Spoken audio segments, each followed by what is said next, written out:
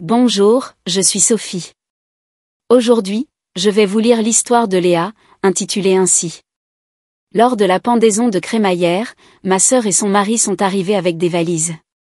Maman a dit que nous pouvions vivre ici. Maman a envoyé un SMS, ne fais pas de scène. Le lendemain, j'ai renvoyé leurs affaires chez maman avec un mot, ne fais pas de scène. Eh bien, allons-y. Je m'appelle Léa. J'ai 34 ans et je travaille comme chef de produit dans une grande entreprise informatique depuis plusieurs années. Le poste paie très bien et il y a 2 mois, j'ai enfin réalisé l'un de mes plus grands rêves, j'ai acheté ma propre maison. C'est une belle maison de 4 chambres avec un immense jardin. Je suis tombée amoureuse d'elle dès que j'ai franchi la porte d'entrée. Au cours des 2 derniers mois, j'ai passé le meilleur moment de ma vie à choisir des meubles et à décorer chaque pièce exactement comme je le voulais. J'ai des parents qui ont la soixantaine et une sœur cadette nommée Manon qui a 31 ans. La dynamique de notre famille a toujours été compliquée. Mes parents ont toujours favorisé Manon depuis que nous sommes enfants. Ils ont entièrement payé ses frais de scolarité à l'université, lui ont loué un appartement pendant ses études et lui ont offert un mariage coûteux il y a quelques années. Pendant ce temps, j'ai commencé à travailler à 16 ans et j'ai économisé chaque centime que je gagnais pour payer ma propre éducation. J'étais douée avec les ordinateurs, alors j'ai monté une petite entreprise annexe en les réparant et en aidant les gens avec des problèmes techniques. Même à l'époque, je savais que je devrais payer mes propres études universitaires parce que mes parents n'aideraient pas avec ce genre de dépenses. C'est pourquoi, quand le moment est venu d'aller à l'université, j'ai été choquée lorsque mes parents m'ont donné 30 000 € pour les frais de scolarité. Cela a couvert une partie des coûts et ma bourse a couvert le reste. Après avoir obtenu mon diplôme d'une école dans une autre région, je suis revenue brièvement à la maison, puis j'ai obtenu mon emploi actuel et j'ai loué un appartement. J'y ai vécu pendant des années, économisant chaque mois pour cette maison. Même maintenant, mes parents donnent toujours de l'argent à Manon pour l'aider avec son loyer parce qu'elle et son mari ne peuvent apparemment pas s'en sortir seuls. Mais j'ai essayé de ne pas penser à tout ce drame familial. J'étais trop excitée à l'idée de montrer ma nouvelle maison. La semaine dernière, j'ai invité ma famille à voir la maison pour la première fois. Mes parents savaient que je l'avais achetée, mais ils n'étaient jamais réellement entrés à l'intérieur. Quand ils sont arrivés après le travail, j'étais si fière de leur faire visiter. Mes parents, Manon et son mari, Marc, ont franchi la porte d'entrée, et j'ai immédiatement remarqué que leurs expressions changeaient. Ils ont regardé autour du salon, admirant les nouveaux meubles, les parquets, les grandes fenêtres. Manon s'est éloignée pour explorer les chambres pendant que le reste d'entre nous restait en bas. Quand elle est revenue, elle avait une drôle d'expression sur le visage. « Tu n'as pas besoin de toutes ces pièces », a-t-elle dit sans détour. « Tu vis seule. »« Eh bien, je ne vivrai pas toujours seule, ai-je répondu. Un jour, je me marierai, peut-être que j'aurai des enfants. Et j'ai toujours rêvé d'avoir une grande maison spacieuse. » Je pouvais voir l'envie écrite sur son visage. Il était évident qu'elle n'était pas heureuse de ma réussite. Maman s'est approchée et a tapoté l'épaule de Manon. « Ne t'inquiète pas, ma chérie.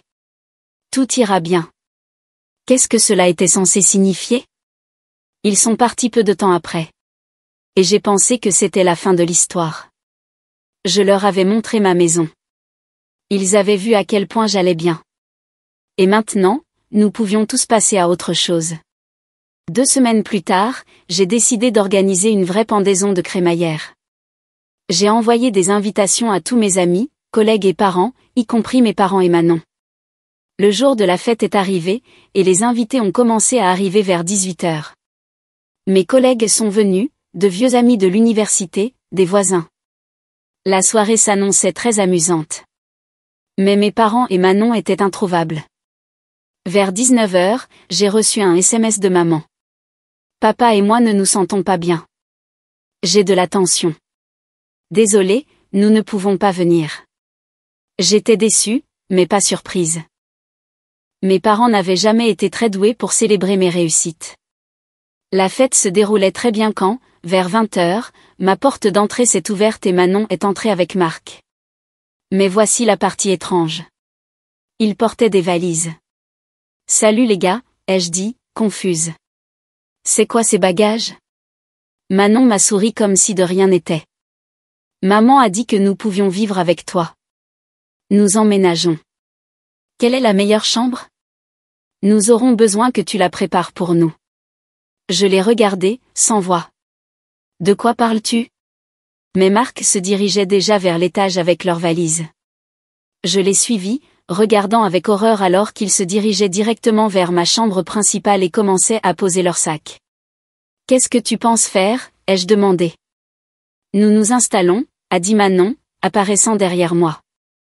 Elle a commencé à ouvrir des valises et à sortir des vêtements. Tu devras déménager tes affaires d'ici.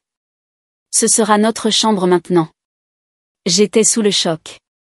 Mes invités en bas se demandaient probablement où j'avais disparu, mais je ne pouvais pas comprendre ce qui se passait. Manon, tu ne peux pas simplement emménager dans ma maison sans me demander d'abord. Maman a déjà réglé ça avec toi. Non, elle n'a absolument pas fait ça. Je suis redescendue, essayant de garder mon calme devant mes invités. Les gens continuaient de me demander si tout allait bien, mais je souriais et disais que ça allait. Je suis sortie et j'ai appelé ma mère. Le téléphone a sonné et sonné, mais elle n'a pas décroché. 5 minutes plus tard, j'ai reçu un message texte d'elle. Ne fais pas de scène.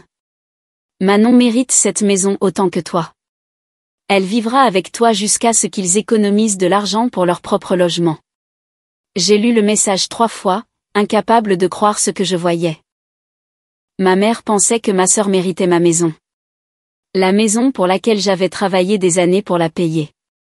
J'étais furieuse, mais j'avais une maison pleine d'invités. Je ne pouvais pas exploser maintenant. Je suis rentrée, j'ai affiché un sourire sur mon visage et j'ai continué à organiser ma fête. Manon et Marc étaient redescendus et agissaient comme si rien d'inhabituel ne s'était passé. Ils discutaient avec mes amis et ma famille, disant à tout le monde à quel point ils étaient ravis de vivre avec moi. Le pire, c'est quand les gens ont commencé à complimenter la maison et que Manon a commencé à s'attribuer le mérite de mes choix de décoration. Oh oui, j'ai dit à Léa d'acheter ces rideaux, a-t-elle dit à ma collègue Sylvie. Et j'ai choisi ce canapé, a-t-elle dit à mon voisin Thomas. Je suis restée là, hochant la tête et souriant pendant que ma sœur s'attribuait le mérite de tout le travail que j'avais mis pour faire de cet endroit la maison de mes rêves. Mais à l'intérieur, je planifiais déjà ma prochaine action. Il n'était pas question que ma sœur et son mari emménagent dans ma maison. J'avais trop travaillé pour cela pour laisser ma famille me l'enlever. La fête s'est terminée vers 23 heures. Et après le départ du dernier invité, je suis montée à l'étage pour trouver Manon et Marc complètement installés dans ma chambre. Leurs vêtements étaient dans mon placard, leurs articles de toilette étaient dans ma salle de bain, et ils agissaient comme s'ils possédaient l'endroit. Cette nuit-là, j'ai à peine dormi. Je n'arrêtais pas de penser à la façon dont ma famille m'avait toujours traitée comme une citoyenne de seconde zone, et maintenant ils essayaient littéralement de me prendre ma maison. Mais j'avais un plan. Et demain, j'allais le mettre en œuvre. Le lendemain matin, je me suis réveillée tôt et j'ai trouvé Manon et Marc dans ma cuisine, buvant du café comme s'ils possédaient l'endroit. Nous avons besoin des clés de la maison, a dit Manon sans même dire bonjour. Nous partons tous les deux travailler bientôt et nous serons de retour avant que tu ne rentres à la maison. Nous n'allons pas attendre sur ton pas de porte. Je rentrerai tôt pour vous laisser entrer, ai-je répondu. Je dois d'abord faire des clés supplémentaires. Manon a levé les yeux au ciel mais n'a pas insisté. Ils ont fini leur café et sont partis travailler. Dès que leur voiture a quitté l'allée, j'ai appelé mon patron. Salut, j'ai une urgence familiale à gérer aujourd'hui. Puis-je prendre un jour de congé personnel? Bien sûr, Léa. J'espère que tout va bien. Tout n'allait certainement pas bien, mais ça allait l'être. Je suis immédiatement montée à l'étage dans ma chambre principale et j'ai commencé à ranger toutes les affaires de Manon et Marc dans leurs valises. Chaque vêtement, chaque article de toilette, tout ce qu'ils avaient déballé la veille est retourné là d'où ils venaient. Puis j'ai appelé un service de livraison. J'ai besoin que vous veniez chercher des valises et que vous les livriez à une adresse de l'autre côté de la ville. Lorsque le livreur est arrivé, je l'ai aidé à charger toutes les affaires de Manon et Marc. Avant qu'ils ne partent, j'ai scotché un mot sur l'une des valises. Le mot disait « Ne fais pas de scène. Je ne vais pas laisser des parasites vivre dans ma maison. Laisse-les rester avec toi. » Je me suis dit que mes parents comprendraient le message haut et fort. Environ 1 heure plus tard, mon téléphone a commencé à sonner sans arrêt. Mes parents appelaient encore et encore, mais je ne répondais pas. Puis les messages textes ont commencé à affluer. Maman, comment as-tu pu être si cruel et égoïste? Papa, tu as mis ta sœur à la porte sans nulle part où aller. Maman, c'est un comportement inacceptable de la part d'une fille. Je les ai tous ignorés. Puis Manon a commencé à appeler. Comme je ne répondais pas non plus à ses appels, elle est passée au SMS. Manon, qu'est-ce qui ne va pas avec toi? Où sont nos affaires? Manon, nous avons rompu notre contrat de location parce que maman a dit que nous pouvions vivre avec toi. Maintenant, nous n'avons nulle part où aller. Manon, tu détruis nos vies pour rien. À ce dernier message, j'ai finalement répondu, vous pouvez rester avec maman et papa jusqu'à ce que vous trouviez un nouvel appartement. Après avoir envoyé ce SMS, j'ai bloqué tous leurs numéros de téléphone. J'en avais assez du drame et de la manipulation. Pendant 2 semaines, ma vie a été d'un calme béat. Pas d'invités inattendus, pas de membres de la famille arrogants qui s'emparent de mon espace, personne ne s'attribuant le mérite de mon travail acharné. Je pouvais enfin profiter de la maison que j'avais eu tant de mal à acheter. Puis j'ai reçu un email qui m'a glacé le sang. Il venait d'un avocat dont je n'avais jamais entendu parler, représentant mes parents. L'email disait que mes parents prévoyaient de me poursuivre en justice. Ils voulaient que je laisse Manon réintégrer ma maison où ils me poursuivraient en justice et exigeraient que je leur rembourse les 30 000 € qu'ils avaient dépensés pour mes études universitaires. J'ai regardé l'email avec incrédulité.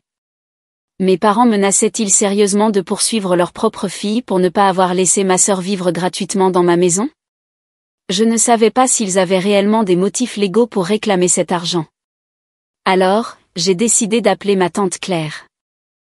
C'est la sœur de mon père et elle a toujours été au courant des situations financières de la famille. Tante Claire, j'ai besoin de te poser une question sur l'argent que mes parents m'ont donné pour l'université. Quoi à propos, ma chérie? Sais-tu d'où vient réellement cet argent? Il y a eu une pause.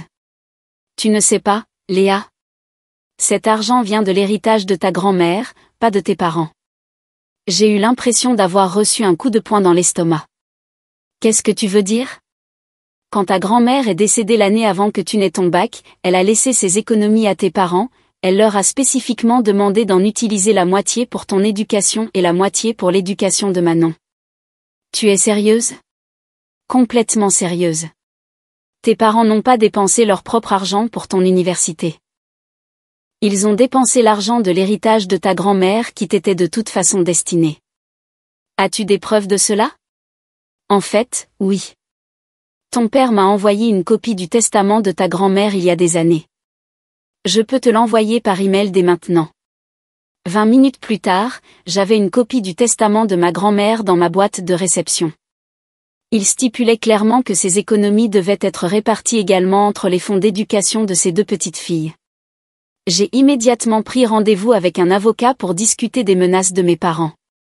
L'avocat a examiné tous les documents et a ri quand j'ai expliqué la situation. Vos parents n'ont absolument aucun motif de vous poursuivre en justice. Premièrement, l'argent qu'ils vous ont donné était de toute façon votre héritage. Deuxièmement, même si ce n'était pas le cas, les dons éducatifs des parents aux enfants ne sont pas des prêts qui peuvent être rappelés. Et troisièmement, ils ne peuvent certainement pas vous forcer à loger votre sœur. Donc, je n'ai pas à m'inquiéter de cela? Pas du tout. Laissez-moi rédiger une lettre de réponse expliquant pourquoi leurs exigences n'ont aucune valeur juridique. Quelques jours plus tard, l'avocat a envoyé une réponse officielle à l'avocat de mes parents, leur disant en substance qu'il n'avait pas de dossier et de cesser de me harceler. Je n'ai plus rien entendu parler de poursuite après cela. Mais ma famille n'en avait pas fini de me causer des problèmes. 2 mois plus tard, tante Claire m'a appelé avec des nouvelles troublantes. Léa, je dois te dire quelque chose que tes parents racontent sur toi. Quoi encore? Ils disent à tout le monde dans la famille que tu as promis à Manon qu'elle pourrait vivre dans ta maison, mais que tu les as ensuite mis à la porte parce que tu harcelais Marc et qu'il t'a rejeté. J'ai failli laisser tomber le téléphone. Ils disent quoi? Ils affirment que tu avais une sorte d'obsession inappropriée pour ton beau-frère et quand il t'a repoussé, tu les as jetés par vengeance. J'étais sans voix. Mes propres parents répandaient des mensonges sur moi qui pouvaient détruire ma réputation. Tante Claire, tu sais que ce n'est pas vrai, n'est-ce pas? Bien sûr, je sais que ce n'est pas vrai, mais ils racontent cette histoire à tous ceux qui veulent bien l'écouter. J'étais furieuse. C'était une chose pour ma famille d'être arrogante et manipulatrice, mais répandre de fausses rumeurs sur moi était franchir une ligne que je ne pouvais pas ignorer. Ce soir-là, j'ai envoyé un message à ma mère sur les réseaux sociaux où d'autres membres de la famille pouvaient le voir. Vous devez rétracter publiquement les mensonges que vous avez répandus sur moi. Si vous ne le faites pas, je vous poursuivrai en justice pour diffamation. J'ai déjà consulté un avocat et il dit que ce que vous faites est illégal et pourrait vous causer de graves problèmes juridiques. Je pensais chaque mot. Ma menace de poursuivre en justice pour diffamation a dû toucher ma mère parce que quelques jours plus tard, tante Claire m'a appelé avec une mise à jour. Ta mère a organisé un dîner de famille. Elle m'a dit qu'elle avait réuni tout le monde et a admis qu'elle avait inventé ces histoires sur toi et Marc. Elle a dit qu'elle avait réagi de manière excessive et avait inventé toute l'histoire pour se venger de toi d'avoir mis Manon à la porte. J'étais soulagée mais aussi dégoûtée. Qu'est-ce que tout le monde a dit d'autre? Ils étaient choqués. Personne ne pouvait croire qu'elle puisse répandre de si horribles mensonges sur sa propre fille. La plupart des membres de la famille ont complètement cessé de parler à tes parents. C'était satisfaisant de savoir que les mensonges de mes parents s'étaient retournés contre eux, mais j'étais aussi triste que cela en soit arrivé là. Je n'avais jamais voulu être éloignée de ma famille. Je voulais juste qu'ils respectent mes limites et cessent de me traiter comme un paillasson. Les quelques mois suivants ont été les plus paisibles que j'ai connus depuis des années. Pas de drame familial, pas de parents arrogants essayant d'emménager dans ma maison. Pas de mensonges répandus sur moi. Je pouvais enfin me concentrer sur mon travail et profiter de la maison pour laquelle j'avais tant travaillé. Mes performances au travail se sont considérablement améliorées sans tout le stress familial. J'ai obtenu une promotion au poste de chef de produit senior et une augmentation significative. J'ai utilisé une partie de l'argent supplémentaire pour aménager mon jardin et installer un jacuzzi. J'ai aussi commencé à sortir avec quelqu'un de nouveau. Il s'appelait Clément et était ingénieur logiciel dans une autre entreprise. Quand je lui ai raconté la situation avec ma famille, il a été stupéfait. Ta sœur est juste venue et a essayé d'emménager dans ta maison sans demander, avec des valises et tout. Et mes parents l'ont soutenue? C'est fou. Je n'imagine pas ma famille faire quelque chose comme ça. Cela m'a ouvert les yeux sur le dysfonctionnement de ma famille. Clément et moi sortions ensemble depuis environ 6 mois lorsque j'ai décidé d'organiser une autre fête, cette fois pour mon anniversaire. J'ai invité des amis, des collègues et quelques parents qui m'avaient soutenu tout au long du drame avec mes parents. Tante Claire est venue avec quelques cousins qui m'avaient contacté après avoir appris ce qui s'était réellement passé. Nous avons passé un excellent moment et pour la première fois de ma vie d'adulte, j'ai eu l'impression d'avoir une famille choisie, des gens qui me respectaient et me valorisaient réellement. Pendant la fête, ma cousine Juliette m'a prise à part. Léa, je dois te dire quelque chose à propos de Manon et Marc. Ils ont des difficultés financières. Ils ont dû louer un appartement vraiment bon marché après que tu les aies mis à la porte. Et ils économisent apparemment sur tout. Ils mangent des nouilles instantanées, ne sortent pas, tout le bazar. Ce n'est pas mon problème. Je sais. Et je ne dis pas que ça l'est. Je voulais juste que tu saches que tes parents ne les aident plus non plus. Vraiment? Ta mère a dit à ma mère qu'ils en avaient fini de sortir Manon du pétrin. Ils ont dit qu'elle devait apprendre à se débrouiller seule. C'était ironique que mes parents aient enfin appris à fixer des limites avec Manon, mais seulement après que j'ai été forcée de fixer des limites avec eux tous. Quelques semaines plus tard, j'ai croisé Marc au supermarché. C'était gênant, mais il s'est en fait excusé. Léa, je veux que tu saches qu'emménager dans ta maison n'était pas mon idée. Manon a insisté, et ta mère l'a soutenue. Je pensais que c'était mal depuis le début. Alors pourquoi n'as-tu rien dit? Parce que Manon m'aurait rendu la vie infernale. Elle était convaincue que tu lui devais cette maison puisque tes parents t'avaient toujours moins favorisé. Ce n'est pas comme ça que la vie fonctionne, Marc. Je le sais maintenant. Nous nous débrouillons bien seuls, au fait. Ça a été difficile, mais nous nous en sortons. J'étais contente d'apprendre qu'il s'en sortait sans essayer de profiter des autres. Environ 1 an après l'achat de ma maison, j'ai décidé d'organiser une autre pendaison de crémaillère. Cette fois, c'était juste pour moi, célébrant le chemin parcouru et la vie que je m'étais bâtie. Clément m'a aidé à la planifier, et nous avons invité environ 30 personnes. Ma maison était pleine de rires, de bonne nourriture et de gens qui se souciaient sincèrement de moi. En regardant mes amis et ma famille choisis, j'ai réalisé à quel point j'étais plus heureuse sans le drame constant et la manipulation de mes parents et de ma sœur. J'avais perdu certaines relations familiales, mais j'avais gagné la paix de l'esprit et le respect de moi-même. J'avais aussi appris une leçon importante sur les limites. Pendant des années, j'avais laissé ma famille me traiter mal parce que je pensais que c'était ce que les membres de la famille étaient censés faire les uns pour les autres. Mais la vraie famille, qu'elle soit biologique ou choisie, devrait vous élever, pas vous rabaisser. Je me demandais encore parfois si mes parents s'excuseraient un jour ou si Manon reconnaîtrait un jour à quel point elle avait eu tort. Mais j'avais cessé d'attendre que cela se produise. J'avais construit une bonne vie sans leur approbation. Et j'étais fière de ce que j'avais accompli. Ma carrière était florissante. Ma relation avec Clément devenait sérieuse. Et j'étais entourée de gens qui me respectaient et me valorisaient. J'avais créé la vie que je voulais. Et je n'allais plus jamais laisser personne me l'enlever. Le meilleur, c'est de savoir que si quelqu'un d'autre essayait de profiter de moi, j'avais maintenant la force et les connaissances pour me défendre. J'avais appris qu'être gentil ne signifiait pas être une personne faible, et que fixer des limites n'était pas égoïste. C'était nécessaire. 2 ans s'étaient écoulés depuis que toute la situation avec ma famille avait explosé, et ma vie s'était complètement transformée. La maison qui avait commencé comme un point de conflit était devenue mon sanctuaire et un symbole de tout ce que j'avais accompli par moi-même. Clément et moi nous étions fiancés 6 mois plus tôt. Il a fait sa demande dans le jardin, juste à côté du jacuzzi que j'avais installé avec l'argent de ma promotion. C'était parfait, intime, personnel, et dans l'espace que je m'étais créé. Nous planifions un petit mariage pour le printemps suivant. Juste des amis proches et les membres de la famille qui m'avaient réellement soutenu à travers tout. Pas de drame, pas de parents arrogants, juste des gens qui se souciaient sincèrement de nous. Ma carrière avait continué à prospérer. J'avais été promue à nouveau au poste de directrice du développement de produits, et je gérais maintenant une équipe de 12 personnes. Les compétences que j'avais acquises en fixant des limites avec ma famille avaient en fait de moi une meilleure leader au travail. J'étais directe, juste, et je ne laissais pas les gens profiter de moi. Environ 1 fois par mois, tante Claire me donnait des nouvelles de mes parents et de Manon. Les nouvelles étaient généralement assez prévisibles. Tes parents sont toujours en colère d'être coupés de la plupart des membres de la famille, m'a-t-elle dit lors de notre dernière conversation. Ils demandent sans cesse aux proches de te parler de réconciliation. Que leur dis-tu?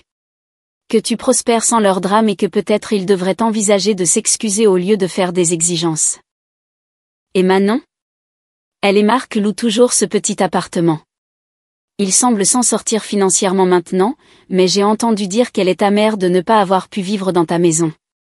C'était presque drôle de voir à quel point Manon était toujours contrariée de ne pas avoir obtenu quelque chose qui n'avait jamais été à elle au départ. Certaines personnes n'apprennent jamais. Le mois dernier, j'ai reçu un appel téléphonique inattendu de Marc. Léa, je sais que c'est bizarre, mais je voulais te contacter à propos de quelque chose. Qu'est-ce qui se passe, Marc? Manon et moi divorçons. J'ai été surprise mais pas choquée. Leur relation avait toujours semblé plus basée sur la commodité que sur une véritable compatibilité. Je suis désolée d'entendre ça. Le fait est que, pendant nos discussions de séparation, beaucoup de choses sont ressorties sur ce qui s'est passé avec ta maison. Manon a admis qu'elle avait prévu d'y rester en permanence, pas seulement jusqu'à ce que nous économisions de l'argent. Qu'est-ce que tu veux dire? Elle n'avait jamais eu l'intention de déménager.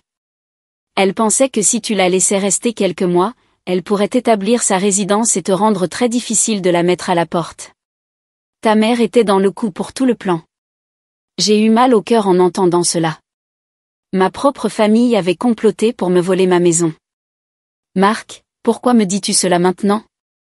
Parce que je me sens très mal d'y avoir participé. J'aurais dû l'arrêter, Mais j'étais trop lâche. Tu méritais mieux de la part de ta famille. Après avoir raccroché, je me suis assise dans mon salon, pensant à la façon dont les choses auraient pu se passer différemment. Si je n'avais pas pris ce jour de congé pour emballer leurs affaires, si je n'avais pas tenu bon, ils auraient pu réussir à s'emparer de ma maison. Quelques semaines plus latées, j'ai reçu une lettre par la poste que j'ai failli jeter sans la lire. Elle venait de ma mère. La lettre faisait 3 pages, et elle commençait par ce qui ressemblait à des excuses.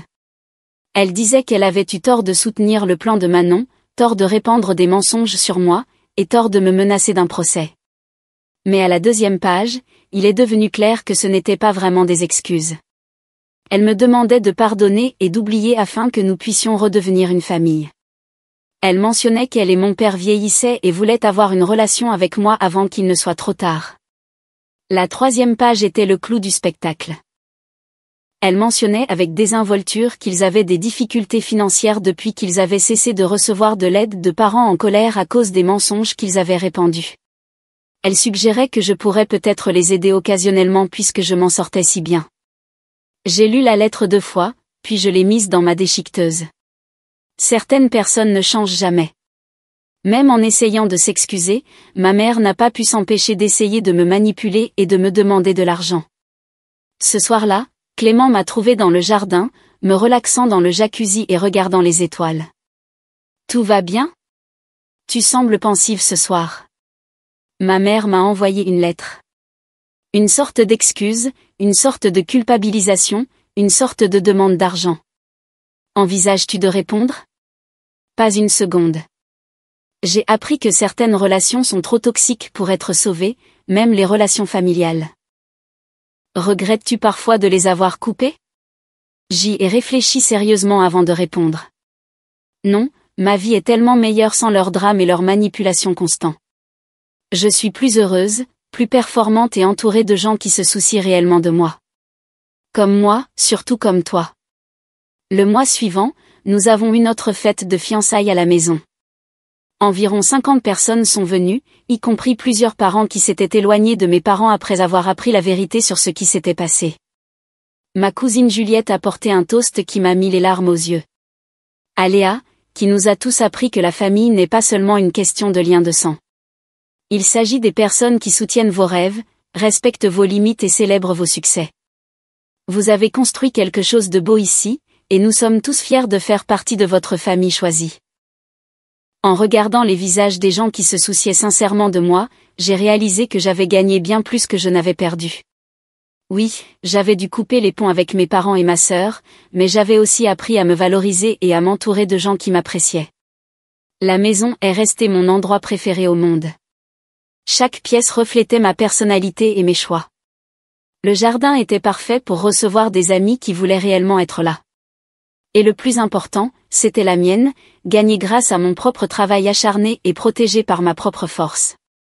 J'avais appris que fixer des limites n'était pas méchant ou égoïste. C'était nécessaire pour le respect de soi et la santé mentale. J'avais aussi appris que certaines personnes verraient toujours la gentillesse comme une faiblesse et l'indépendance comme de l'égoïsme. Ces personnes ne méritaient pas de place dans ma vie. Alors que je planifiais mon mariage et regardais vers l'avenir, je me suis sentie reconnaissante pour chaque leçon difficile que j'avais apprise. La tentative de ma famille de profiter de moi m'avait finalement rendue plus forte et plus confiante. Je construisais une vie basée sur le respect mutuel, l'amour véritable et le succès mérité. Et personne, famille ou non, n'allait plus jamais me l'enlever.